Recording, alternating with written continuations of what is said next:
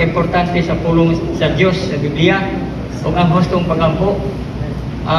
Ang Biblia may igsoon, gitawag na og kanang patay nga litra kung wala pa nato mapahimoslim.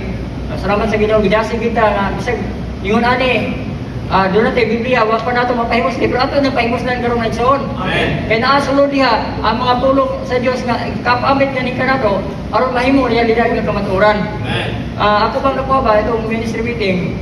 Kaya kanikulong pag-ampo, asama ko ng spiritual breathing at pagginhawa. Amen. Di kita mundag ano yung ginawa, kay pwede pa ko mundag taog kaon o inom, pipila ka adlaw, mabuhi pa ta. Pero ganun pag ginawa, dili pwede pipila ka minutos mundag kag ginawa. Amen. Kung nagpasabot nga, muampo dahil puno ta, bisan pag wala tayo burden.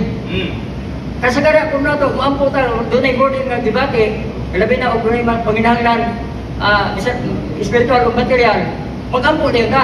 Amen. Pero dili, nanaging ulihan sa pulusas nga, persevere in prayer, nagpasabot nga, masayon o kalisod, padayon din ka pagampo. Amen. Sama sa atong paginawa nga, dili mundang.